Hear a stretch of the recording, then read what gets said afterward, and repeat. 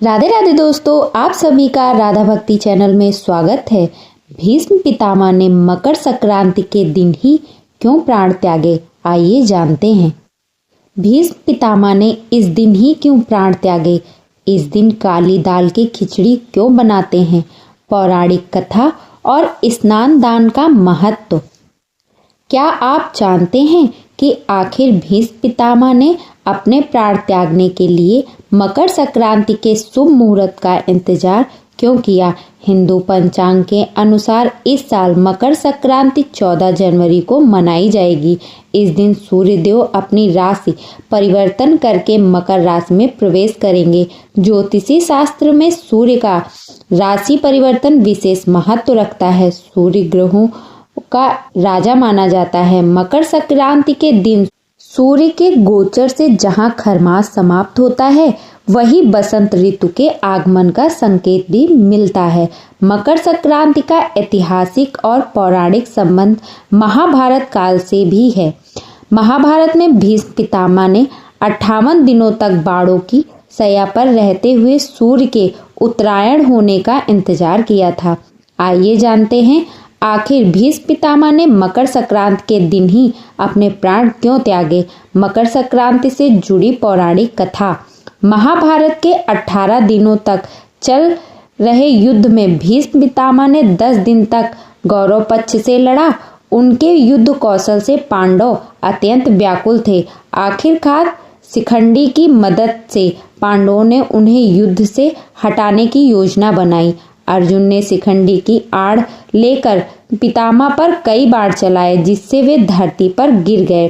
भीष्म पितामह को इच्छा मृत्यु का वरदान था। गंभीर रूप से घायल होने के बावजूद उन्होंने प्राण त्यागने से इनकार कर दिया। पितामह ने प्रण लिया था कि वे तब तक प्राण नहीं त्यागेंगे जब तक हस्तिनापुर सुरक्षित न हो जाए।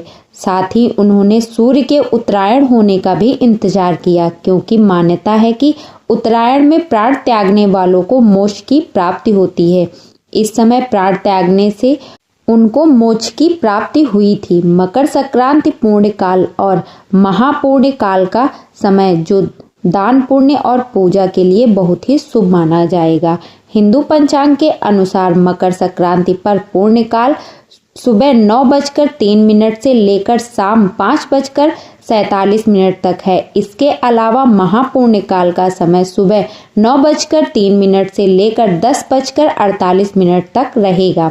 भगवान श्री कृष्ण ने भी उत्तरायण का महत्व बताया है। भगवान श्री कृष्ण उत्तरायण का महत्व समझाते हुए कहते हैं कि जब सूर्य उत्तरायण होते हैं तब पृथ्वी प्रकाशमय हो जाती है।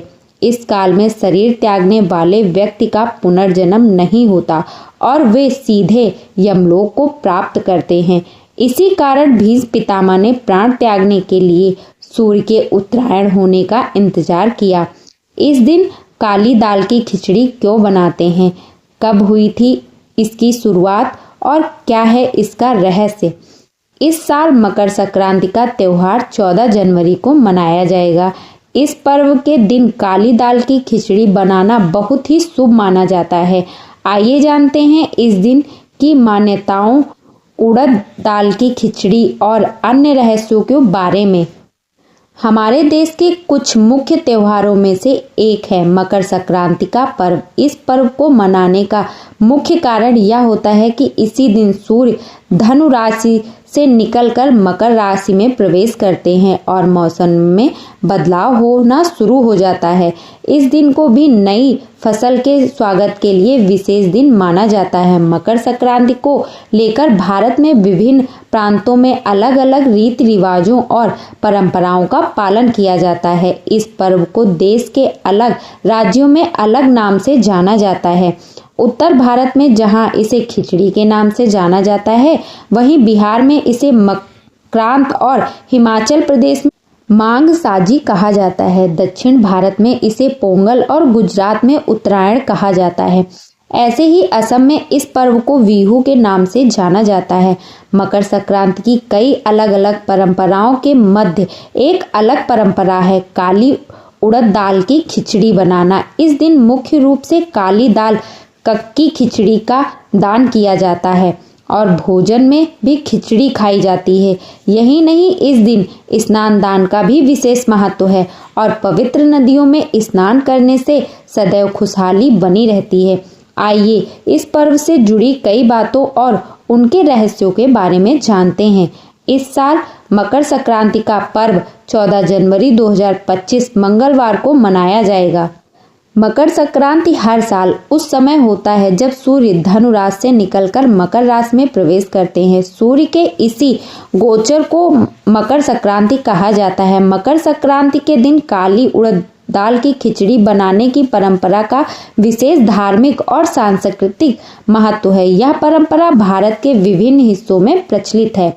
मुख्य रूप से उत्तर भारत में मकर संक्रांति के दिन काली उड़द दाल की खिचड़ी बनाई जाती है।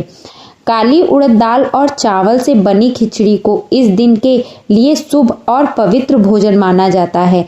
इसका संबंध दान, स्वास्थ्य और आध्यात्मिक शुद्धता से जोड़ा जाता है। ज्योतिषों की माने तो खिचड़ी में इस्तेमाल होने वाले चावल का संबंध चंद्रमा से है, जबकि काली उड़द दाल का संबंध शनि और राहु से होता है। ऐसे ही यदि आप खिचड़ी बनाते समय उसमें हल्दी का इस्तेमाल करें तो इसका संबंध बृहस्पति ग्रह से होता है। यदि आप मकर संक्रांति के दिन काली उड़द दाल की खिचड़ी बनाते हैं तो इससे आपके चंद्रमा राशि और बृहस्पति को मजबूत करने में मदद मिलती है। यही नहीं, इस दिन काली उड़द दाल और चावल का दान करके राशि दोष को भी कम किया जा सकता है। मकर संक्रांति पर क्यों किया जाता है नदियों में स्नान? मकर संक्रांति के दिन नदियों में स्नान करने की परंपरा का धार्मिक और आध्यात्मिक महत्व है। यह दिन सूर्य के मकर राशि में प्रवेश और उत्तरायण होने का प्रतीक होता है। इसी वजह से इसे पवित्र नदी में स्नान करने के लिए बहुत शुभ माना जाता है। मान्यता है कि मकर संक्रांति पर नदियों में स्नान करने से समस्त पापों का नाश होता है और आत्मा और शरीर की शुद्धि होती है। यही नहीं, पवित्र नदियों में स्नान से व्यक्ति को मोक्ष की प्राप्ति हो सकती है। पौराणिक कथाओं की माने तो इस दिन गंगा जैसी पवित्र नदियों में देवी देवताओं का वास होता है, जिससे इन नदियों में स्नान करना अत्यधिक पुण्यदायी माना जाता है। यही नहीं, यह कथा के अनुसार भगवान विष्णु ने मकर संक्रांति के दिन असुरों का वध करके उनका सिर नदी में प्रवाहित किया था।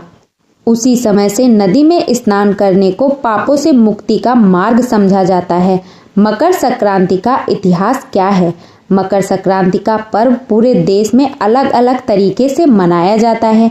पौराणिक मान्यताओं के अनुसार मकर संक्रांति के दिन ही गंगा नदी का अवतरण पृथ्वी पर हुआ था और भागीरथी इसे धरती पर लाए थे। इसी वजह से मकर संक्रांति के दिन गंगा स्नान करना शुभ माना जाता है। ज्योतिषी के अनुसार मकर संक्रांति को पिता सूर्य और पुत्र शनि की मुलाकात के रूप में भी मनाया जाता है। मकर संक्रांति के दिन गुरु की राशि धनु में विचरण करने वाले सूर्य ग्रह देव जब मकर राशि में प्रवेश करते हैं, जिसे शनि देव की राशि भी कहा जाता है, तो ऐसा माना जाता है कि सूर्य देव स्वयं ही पुत्र शनि देव से मिलने जाते हैं। यह पर्व धर्म, ज्योतिषी और प्रकृति के सामंजस्य का प्रतीक है, जो पवित्र स्नान दान और नई ऊर्जा के साथ जीवन में शुभता का संचार करता है। मकर संक्रांति की कहानी क्या है? मकर संक्रांति की पौराणिक कथा की बात करें तो इसके लिए एक यह कथा प्रचलित है कि इसी दिन गंगा जी भागीरथी के साथ चलकर कपिल मुनि के आश्रम से होती हुई गंगा सागर में जा मिली थी।